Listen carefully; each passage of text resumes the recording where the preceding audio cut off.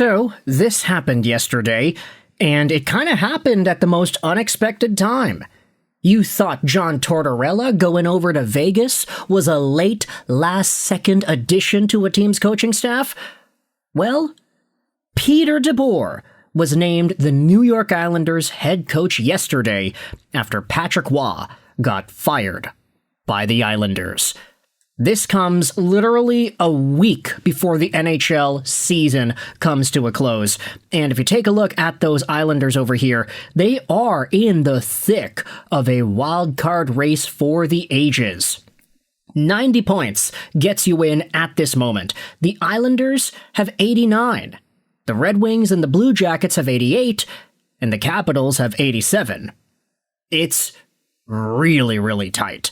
And 90 points, you could either say that gets you into the wild card or even the third place Metro spot. It's all over the place when it comes to teams that can make it, that are missing out, that are losing games and winning games.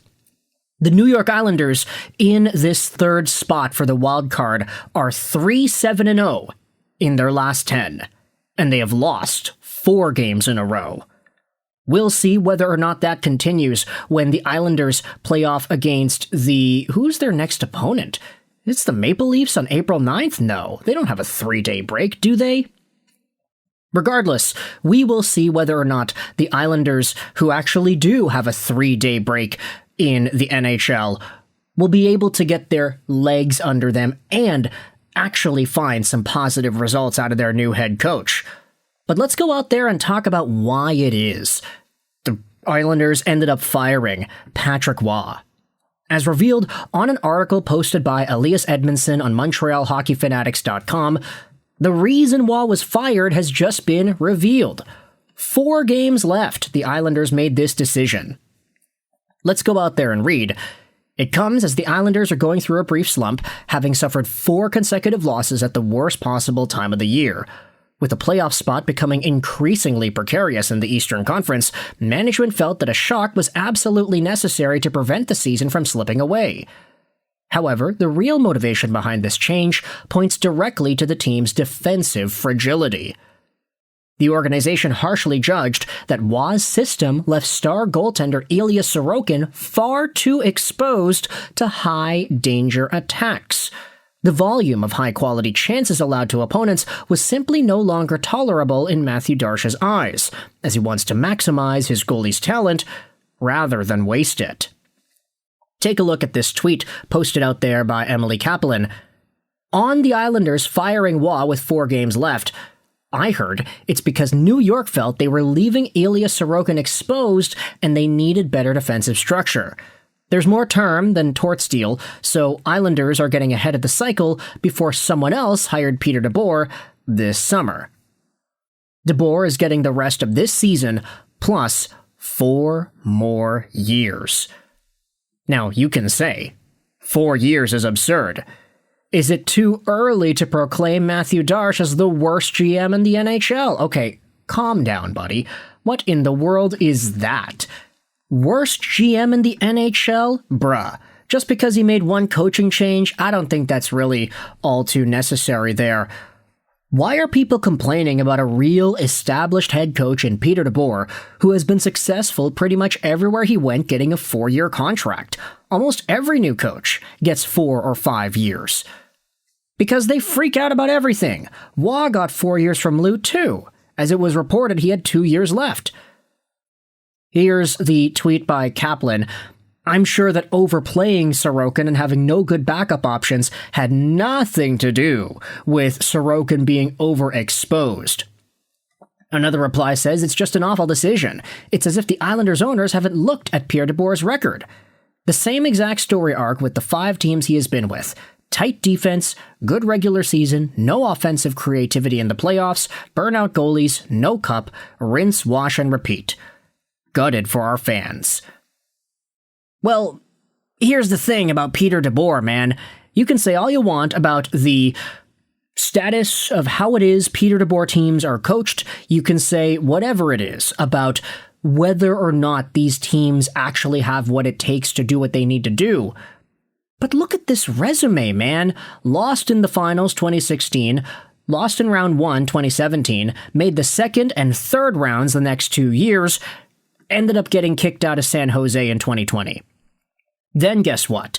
He gets hired by Vegas, goes to round 3, 2 years in a row, and then in Dallas, he goes to round 3, 3 years in a row. Say what you want about a guy who cannot get his team to win. They get further than the Islanders do. Most years, at least. I know the Isles had that third round appearance 6 years ago against the Tampa Bay Lightning, and I remember that because we streamed for those series back in the day. But the Islanders were a team that won the first overall lottery last season, and I'm not going to say that that's because they were bad. I do think that a lot of that was due to just the lottery balls falling the way that they did. And I totally understand that there is some sort of a standard that you can proclaim the Islanders should be going by too.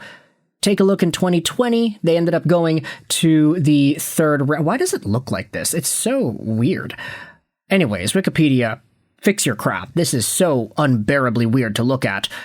2020, the Isles went to the third round. 2021, the Islanders went to the second round. And then the next few years, they lost in the first round or did not qualify. It's been up and down for the Islanders.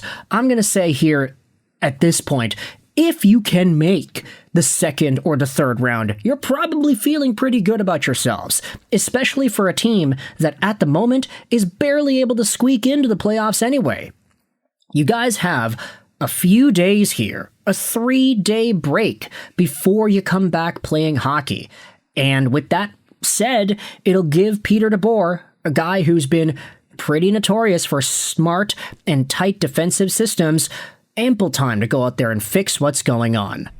So, from a let's try to maximize what we have right now and go for it perspective, I can understand this move.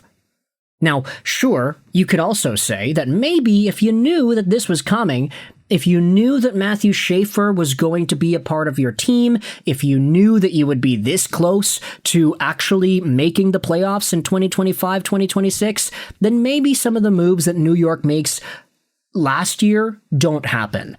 I'm questioning whether or not Noah Dobson actually gets traded. If the Islanders had this idea that they would get first overall and that they would be this close, if they'd be firing Patrick Waugh and then they'd be bringing in Pete DeBoer. There is an element in my brain that says, they're really, really pushing to do something here. And if Peter DeBoer can come in with 4 games left and actually do some positive work, then not only does that potentially set them up to make the playoffs this year, but it gives them an entirely new perspective next year. For a guy who has had a very successful head coaching record, sure, no cups, that's technically what you want, but after all those years of being in and out of New Jersey and Florida, Peter DeBoer clicked in 2015-16. Something happened to this guy where all of a sudden he ends up making the third round in 1, 2, 3, 4, 5, 6, 7 seasons out of 10 seasons. This guy's always in the third round. And sure, he made the finals once out of those 10 years, but I'd rather see my team make the third round 7 times out of 10 than see my team not actually make the playoffs at all. So with that said, let me know your thoughts in the comment section below. How do you feel about the Patrick Waugh firing and the Peter DeBoer hiring? This seems to be the reason why everything went down this way. The system that Patty Waugh had, it was leaving Ilya Sorokin too exposed, and they needed better defensive structure. Peter DeBoer is going to get 4 more years after this one to prove that that defensive structure actually works. Do you think it's going to work? Do you see the Islanders pulling off a big dub with this move? Or do you think it was a little short-sighted and not the right thing to do for the long term? Thoughts in the comment section below about Peter DeBoer as the new Islanders head coach. I hope you enjoyed this video. And bye.